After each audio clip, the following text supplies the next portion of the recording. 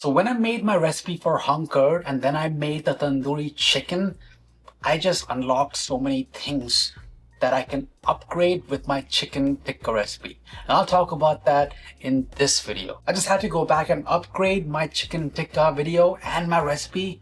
Let's get started. Mistake number one is the marinade. See, yogurt, even if it's full fat yogurt, has close to 85% water.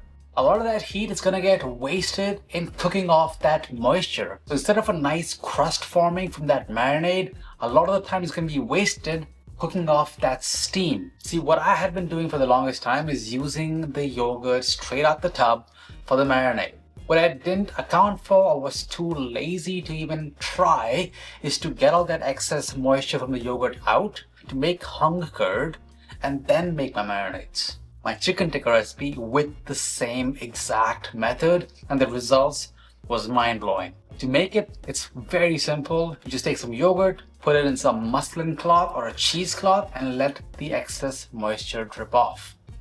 You can do a quick method, but I would recommend doing it overnight in the refrigerator. And I'll show it to you because this bowl of chicken here is perfectly marinated. But I'm gonna sabotage it. I'm gonna add some regular yogurt with all the extra water in it and dilute it. And we'll see how it cooks. We'll see what you should not be doing. So you don't really need to buy anything special. There's no secret. Just plan ahead, make that hung curd so you get that perfect consistency. And the marinade works in two stages. First marinade is when we tenderize that meat. I cut my chicken into smaller pieces or tikkas, that's where the name comes from, pieces, so that they're nice and bite-sized. Generous helping of Kashmiri chili powder that helps with a lot of color. There's never any artificial color. This is gonna be super 100% natural. And to help tenderize them, we put some lime juice and salt. You want to marinate this for at least 15 minutes. The second marinade is the flavor layer. So you add in that hung curd that you made because you planned ahead, the ginger garlic paste. You can see how to make that down below. Garam masala, some more Kashmiri chili. There's also a bit of kasuri methi, which is crushed. And if you can find cooking grade mustard oil, put that in there as well. I didn't, so I put some vegetable oil and turmeric. And then, because you're making this dish in our home ovens or even the air fryer, we don't have the tandoor flavor, the smokiness. If you have a barbecue though, you can skip adding the liquid smoke that I'm adding in right now. Barbecue would give you that natural char that cannot be replicated at home. Cornstarch, which really helps the marinade to stick together to the chicken, and salt. Now mix everything thoroughly and marinate for at least 2 hours, but I always prefer overnight. So do that if you can. Mistake number two is overcrowding the pieces of chicken as they cook and not preheating. That's like a twofold problem.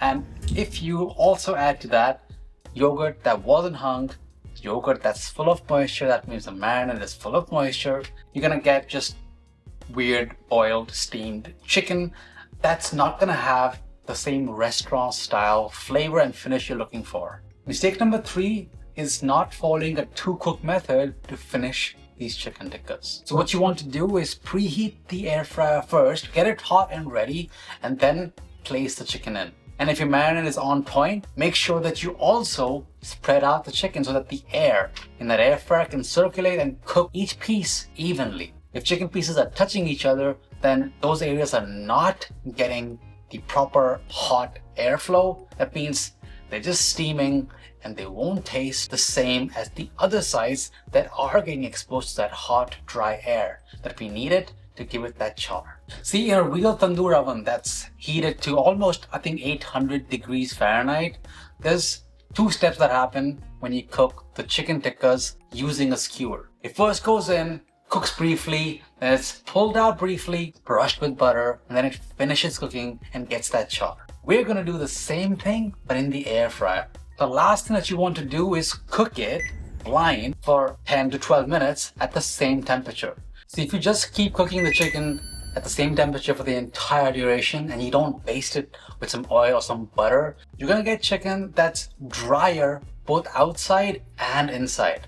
That layer of butter as part of the second cook really helps to seal the inside from drying out as much, because that butter, that fat, it helps protect the juiciness that's inside and keeps everything moist, glossy, and it also helps to get that char we're looking for. Now, for the purpose of demonstration, I'll sacrifice 3 pieces. Don't worry, it's not gonna go to waste, but I'll show you what's gonna happen if you make all 3 of these mistakes. See, what you're gonna expect is chicken that is pale where it was touching each other, pale on the underside, because we didn't really take care of it.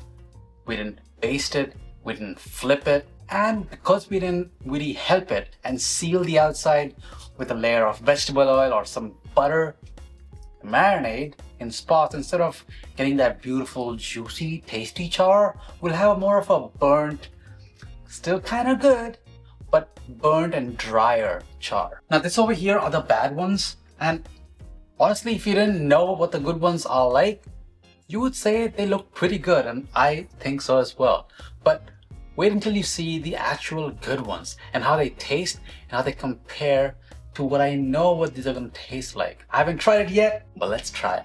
You can see the unevenness in the cooking. When I handled it earlier, I could kind of feel how dry it is comparatively, but the proof is going to be in that first bite.